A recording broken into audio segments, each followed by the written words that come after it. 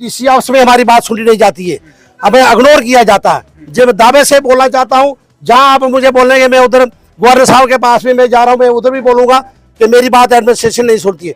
DC ma'am को हमने एक मेमोरेंडम दिया था, पीआरए मेंबर का हमने लिख कर दिया है, लेकिन कोई गौर नहीं हुई। क्या मुद्दा है उसमें? मुद्दा तो वो था कि हमारा इधर एक हार्ड मिक्स प्लांट लगा था, नेचुरल सोर्स ऑफ वाटर था, उधर स्कूल नहीं दी था, आबादी नहीं दी थी। हमने इनको बोला कि 2 किलोमीटर आगे पीछे कर दो, लेकिन हमारी नहीं सुनी। उधर भी हमने लोगों के सामने हमें बेइज्जत किया, हाँ, हमारे बाद दबदबा डाला डीसी मैम ने। इंसल्ट फील करते हैं जब सेम पार्टी से जो सत्ता में पार्टी है उसका नेता होने के बाद? बिल्कुल। उसके बाद आज तक मैं डीसी मैम के पास नहीं गया।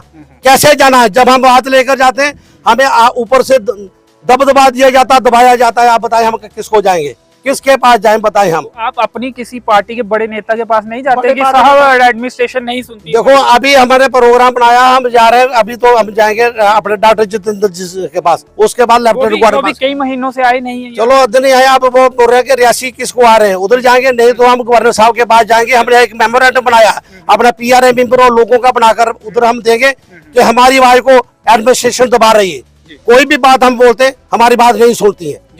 और इसलिए यही मेरी रिक्वेस्ट है, मैं लेफ्टिनेंट गवर्नर साहब को भी ये बोलना चाहता हूँ, अगर हमने लोगों ने हमें वोट दिए, लोगों को मसले, चाहे पानी का मसला हो गया, बिजली का हो गया, या कुछ मसले ऐसे होते हैं हम लेकर जाते हैं, आगे से हमें दबाया जाता है। नमस्कार, आदाब, सत श्री अकाल दोस्तों, मैं हूं अंचित शर्मा और आप सभी का रियासी अपडेट्स में स्वागत है। इस समय हम अरनास में मौजूद हैं और हमारे साथ तंथान पंचायत के सरपंच संसार सिंह जी मौजूद है। अरनास तंथान पंचायत के कुछ जबलंत मुद्दों पर आज बातचीत करेंगे, इनसे बातचीत करते हैं। स्वागत है आपका। क्या जबलंत मुद्दे हैं जो यहाँ पर आमतौर पर लोगों को परेशानी है, दिक्कतें पेश आती? मैं आपका शुक्रिया अदा करता हूँ जो अपना कीमती वक्त निकाल के हमारे पास इधर अरनास में आए। मेरा नाम संसार सिंह है, मैं पंचायत कंसान से हूँ, गाँव मेरा अरनास है। मेरा पहला मुद्दा हॉस्पिटल का है। हमने बहुत बार जब भी ब्लॉक दिवस डे होता है, पीएससी सेंटर है प्राइमरी हेल्थ सेंटर में एमबीबीएस डॉक्टर के लिए हमने बहुत बार डिपार्टमेंट को भी बोला, हमने एडमिनिस्ट्रेशन को भी बोला। ब्लॉक दिवस डे होता है तब भी हमने बोला। मिनिस्टर साहब 2-3 टूर इधर लगाए, उनको भी हमने अपने मेमोरेंडम दिए। एक हमारे एमबीबीएस डॉक्टर अभी तक नहीं आया। अभी कुछ दिन के लिए एमबीबीएस डॉक्टर उन्होंने रियासी अटैक किया था, तो हमने कराई की, उन्होंने वापस किया, लेकिन वो भी हफ्ते में 2 दिन इधर रुके। बाकी अभी दोबारा हमने सुना कि उनको दोबारा अटैच रियासी में कर दिया। रियासी से यहाँ पर अटैच किया। अटैच उनकी पोस्टिंग इधर थी, इधर से वो अटैच रियासी थे। जब हमने डॉक्टर साहब से बात की तो उसके बाद उनको इधर भेजा गया, लेकिन अब दोबारा हमने सुना कि उनको दोबारा रियासी में अटैच कर दिया। हमें बहुत प्रॉब्लम आ रही है। जब भी कोई भी एक्सीडेंट या दूसरा तीसरा होता है, इधर कोई डॉक्टर नहीं है, सिर्फ ये आयुर्वेदिक डॉक्टर है। तो इसलिए मेरी गवर्नमेंट से और एडमिनिस्ट्रेशन यही रिक्वेस्ट है कि हमारा जो एमबीबीएस डॉक्टर हमें वापस दिया जाए। एक हमारी एक्सरे मशीन थी, जब से हम सरपंच बने तब से हम बोल रहे हैं, अभी तक वो हमारी एक्सरे मशीन हमें नहीं पहुंची है। दूसरा पॉइंट, अलॉट हुई है पीएससी को लाट हुई है, इस वक्त इधर पड़ी है, वो रिपेयरेबल है। उन्होंने बोला कि हम नहीं दे देंगे, लेकिन अभी तक हमें वो नहीं मिली है। तो किसी भी आदमी को थोड़ी बहुत अगर चोट आ जाए तो एक्सरे करवाने के लिए हमें रियासी जाना पड़ता है। अगर पीएससी अरनास में है तो उधर एक्सरे मशीन क्यों नहीं है? इसलिए हमारी यही रिक्वेस्ट है एडमिनिस्ट्रेशन और गवर्नर साहब से मैं रिक्वेस्ट करता हूँ कि हमें एमबीबीएस डॉक्टर दिया जाए और हमारी एक्सरे मशीन इधर दी जाए। बाकी रहा मसला हमारा, दूसरा पॉइंट मेरा मसला पॉइंट है स्कूल के बारे में। हायर सेकेंडरी स्कूल है, 4 साल हमारे कंप्लीट हो गए, 5वां साल हमारा चल रहा है। तब से हम बोल रहे हैं, अभी तक मेरे हायर सेकेंडरी स्कूल में लेक्चरर की पोस्टें अभी भी खाली हैं, मास्टर ग्रेड की पोस्टें खाली हैं। हमारे गरीब बच्चे हैं, गरीब आवाम है, इधर से रियासी जाके नहीं पढ़ सकते। इसलिए मैं डॉक्टर साहब से 1 महीना पहले भी मिला था, उन्होंने मुझे यकीन दिलवाया कि आपको जल्दी स्टाफ मिल जाएगा, लेकिन अभी तक हमारा स्टाफ पूरा नहीं हुआ। मेरी यही रिक्वेस्ट है, बार बार मैं गवर्नमेंट से यही रिक्वेस्ट करना चाहता हूँ, अगर स्टाफ नहीं होगा तो हमारे बच्चे कैसे पढ़ेंगे, कैसे आगे जाएंगे? इसलिए यही मेरी रिक्वेस्ट है कि हमें हायर सेकेंडरी स्कूल में स्टाफ दिया जाए। तीसरा पॉइंट मेरा है, ये प्राइवेट एरिया है, NHPC एरिया, ये प्राइवेट जब बना था 1986-87 में, ये जो इतना डाउन था, ये नाला अंश के 2 स्टेप नीचे जाना पड़ता था। हमारी ज़मीनें थी 200 कनाल ज़मीनें हमारी डैम में आई हैं। उस वक्त हमें 5,000-6,000 रुपया रेट मिला था। प्राइवेट की तरफ से हमारी ना कोई हमारा मुलाजम लगा, ना हमें बिजली फ्री मिली, ना कुछ हमें बेनिफिट हुआ। लोग कहते हैं कि जहाँ बड़ी बड़ी फैक्ट्री है, जहाँ प्राइवेट लगते हैं तो उधर की आवाम को बेनिफिट मिलता है, लेकिन हमारे गाँव अरनास से एक ही लड़का था जो NHPC में भर्ती हुआ था, बाकी कोई भर्ती नहीं हुआ है।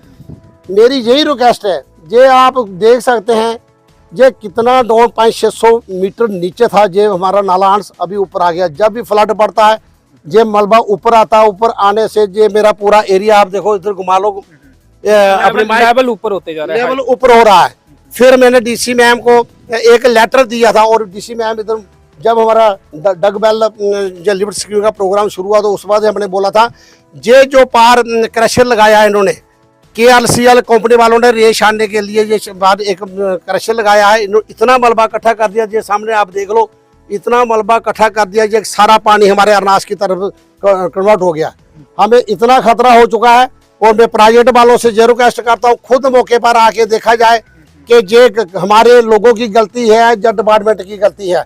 क्यों क्रशर की परमिशन उधर दे दी और उधर चनकाव वाली साइड मलबा इकट्ठा कर दिया, अरनास को डुबाना जा रहे हैं। आगे जो पहले वाली जमीनें थी वो तो चली गई, अभी 2-2, 3-3 कनाल जमीन लोगों के पास है। ये भी जब फ्लड, जब बरसात में फ्लड आता तो ये भी पानी में डूब जाएगी। इसलिए मैं प्राइवेट वालों से केंद्रीय विद्यालय का भी एक हमारा था मांग हमारी एक KB स्कूल के बारे में हमने 40 कनाल स्टेट लैंड उधर हमने सिलेक्ट करके रखी है। इसके बारे में हमने हम खुद डॉक्टर जितेंद्र सिंह जी के पास भी गए थे, हमने मेमोरेंडम भी दिया। मिनिस्टर साहब आए थे, सेंट्रल मिनिस्टर, जूनियर मिनिस्टर साहब हमारे इधर 2 साल पहले आए थे, तभी हमने यही बोला था कि इतना फार फ्लंग एरिया है, हमें एक KB स्कूल दिया जाए। मुनसिपल कोर्ट के लिए हमने अप्लाई किया था कि एक मुनसिपल कोर्ट हमें दिया है। BM आपसे सेंट्रल प्लेस है, आप देखो सावला कोर्ट कहाँ है, प्राण कोर्ट कहाँ है, और कितना ये एरिया जिजबगली ठाकरा कोर्ट पड़ता है, इस एरिया का राज सेंटर बनता है। इधर एक BMO ऑफिस हमें दिया जाए, मुनसिपल कोर्ट दिया जाए और KB स्कूल दिया जाए। लेकिन 4 साल से हम बोल रहे हैं, लेकिन हमारी अभी तक कोई भी एक भी डिमांड पूरी नहीं हुई है, और मेरी यही रिक्वेस्ट है। हम देख रहे हैं कि जो मेन मार्केट की सड़क है वो भी खस्ता हालत है, इसका टेंडर हो गया? इसका टेंडर हो गया है, अभी इसका लुक ब्लैक टॉप होने वाली है। बाकी मेरी प्राइवेट वालों से जो मैं एक बार दोबारा रिक्वेस्ट करना चाहता है, अपनी वो टीम भेजे, टीम भेज के हमारे अरनास को बचाएं। जहाँ तो इसको आर बाल दे दे, या तो उसको क्रेट वर्क में डाला जाए, तब हमारा ये अनाज बच सकता है। अगर ये फ्लड आता रहा और ये मलबा ऊपर आता रहा तो ये अनाज हमारा कहाँ बचेगा। एक मुख्य मुद्दा, इससे पहले भी फ्लड जो आए उसके बारे में थोड़ा जानना। जो पहले फ्लड हमारा 1992 जो फ्लड आया था, पहले हमारी ये किश्तियाँ चलती थी, ये बिल्कुल प्लेन था, इसमें कोई मलबा नहीं, कुछ नहीं था। 92 के फ्लड पड़ने से ये पूरा एरिया फिलअप हो गया है। अब हमें ये नहीं समझ आ रही है कि ये इतना मलबा अगर एक फ्लड में आ गया, हर बरसात में ये फ्लड आता है तो ये मलबा आता है, आस्ता आस्ता ये जब ऊंचा हो जाएगा तो हमारा ये एरिया कहाँ बचेगा। तो इसलिए यही रिक्वेस्ट है हमारी। मैं तो प्राइवेट वालों को रिक्वेस्ट करना चाहता हूँ, अपनी टीम भेजे और इसका मायना करें क्या कि ये लोगों का जायज है या नाजायज है। हम जो बात बोल रहे हैं गलत है या सही है, जो संभावना हो सकती है उससे पहले ही इसका हल। हाँ, इसका देखो ना, अगर इसको क्रेड बार के जहाँ आर बाल दी जाए तो ये हमारा एरिया बच सकता। अगर नहीं हुआ कुछ भी तो ये तो एरिया चला जाएगा। जैसे बांडू का फ्लड बढ़ा और फ्लड बढ़ेगा, ये तो अनाज हमारा खत्म हो जाएगा। 2014 में जो बारिशें लगातार हुई थी उसमें भी कोई नुकसान? 2014 में भी इधर नुकसान हुआ था, हमारे कुछ लोगों के मकान भी चले गए थे, और जो जमीनें थी पीछे अभी उसके बाद थोड़े क्रेट इधर लगाए नल्लू के साथ, तो वो जमीन बिल्कुल बह गई थी। तो अभी ये फ्लड आएगा तो जो साथ वाली जमीन तो बह जाएगी, तो उसमें जो गरीब लोग हैं उनका क्या कसूर है। एक मामला मुझे किसी ने बताया कि जो सड़क की ड्रेनेज सिस्टम है उसमें भी थोड़ी प्रॉब्लम देखी जा रही है, निकासी सही से नहीं। BRO डिपार्टमेंट है, ग्रिफ्ट डिपार्टमेंट है, उनकी तरफ से ये जो एक ड्रेन बनी हुई है, हमारे ये मेन मार्केट है, इसको बाबा मोड़ बोलते हैं हम। तो हमने OIC साहब से हमने बात की थी कि आप इसको ऊपर इसको कवरेज कर दो, क्योंकि कोई गाड़ी वाला आता है, कोई बोतल फेंक रहा है, कोई ऐसे लिफाफा डाल रहा है, तो उससे जो फिलअप हो जाती है। जो दुकानदार हैं वो अब गर्मी का मौसम में पानी इकट्ठा हो गया है, तो इस इधर दुकान पर नहीं बैठ सकते, और इतना मच्छर हो जाता है। तो इसलिए हमने उनको रिक्वेस्ट की थी, अभी तक उन्होंने किया, लेकिन नाली खाली करने के लिए हमने बोला था, उन्होंने नाली खाली की है। तो इसलिए हम जब दोबारा रिक्वेस्ट उनको करते हैं, कुछ हमारा एरिया डैमेज हुआ है, पल्ली साइड लोगों के पैदल चलने वाले रास्ते थे, उसके बारे में कुछ आर बाल देनी थी, अभी तक उन्होंने ये काम नहीं किया। और ये तमाम मुद्दे हैं जिससे परेशानियां आ रही हैं, आपने गिनाए। अब मेरा सवाल ये है आपसे कि सत्ता में आप हैं, क्योंकि केंद्र के जरिए यहाँ का राज जम्मू कश्मीर में एलजी के माध्यम से चल रहा है। एमपी आपकी पार्टी के हैं, आप भाजपा से ताल्लुक़ रखते हैं, पूर्व विधायक आपके रहे हैं, डीडीसी आपके हैं, बीडीसी आपके हैं, सरपंच आप भाजपा के हैं यहाँ से, तो इतनी समस्याएं क्यों हैं? आखिर सब कुछ तो आपका है, तंत्र आपका है, तो उसके बावजूद भी इतनी समस्याएं क्यों आ रही हैं जो कि आप मीडिया के माध्यम से आपको प्रशासन तक रखनी पड़े? क्या नहीं सुन रहा प्रशासन, या फिर जो भी जनता के नुमाइंदे हैं वो नहीं सुन पा रहे इन समस्याओं को? आप भी जनता के नुमाइंदे हैं, आपको ये तमाम चीजें इनका हल करके जनता को देना था, लेकिन आप मजबूर एक सरपंच दिख रहे हैं इस समय। मैं आपको ये बताना चाहता हूँ, हम भाजपा के हैं, ऐसी बात नहीं है। काम देखो, हमारी जो पार्टी है, जो हमारे प्राइम मिनिस्टर साहब जो जितने काम वो कर रहे हैं, इतना आज तक किसी प्राइम मिनिस्टर ने नहीं किया है। आप ये देख लोगे PMAY के मकान हमने लोगों को कितने दिए, इतने गरीब लोग हैं, अभी कुछ रह गए, उनकी हमने लिस्ट बनाई है, जब भी साइट खुलेगी हम वो दे देंगे। PMAY साइट तो खुली नहीं रही है, साइट अभी पिछले कई सालों से नहीं खुल रही। अभी सरकार ने तो दावा किया था कि वो तमाम लोगों को जो है घरों के लिए पैसे देगी, मदद देगी, लेकिन साइट ही बंद है। अभी हाँ, हमारे से उन्होंने ये भी एक दिक्कत आ रही है। ये तो साइट की दिक्कत आ रही है। लिस्ट मांगी थी हमने, लिस्ट दे दी है, जनरली लिस्ट दी। दे दी। उन्होंने कहा कि जितने आपके बंदे बचे हैं जो रह गए, जिनके पास मकान नहीं है रहने के लिए, उनकी लिस्ट दे दो। हमने लिस्ट दे दी। अब जब साइट खुलेगी तो उसमें वो हो जाएगा, ऐसी बात नहीं है, हमें पूरा यकीन है।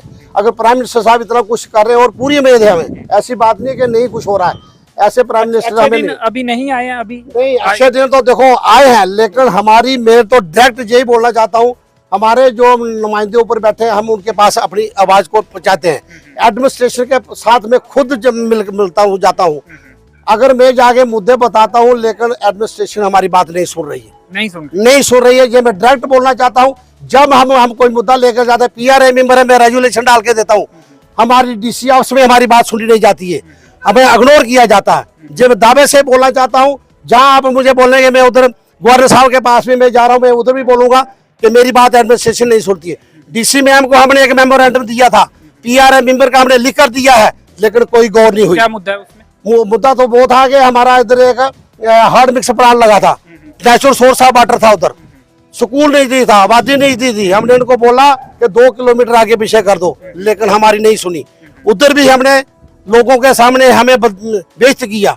हाँ, हमारे बाद दबदबा डाला DC मैम ने। इंसल्ट फील करते हैं जब सेम पार्टी से, जो सत्ता में पार्टी है, उसका नेता होने के बाद। बिल्कुल। उसके बाद आज तक मैं DC मैम के पास नहीं गया।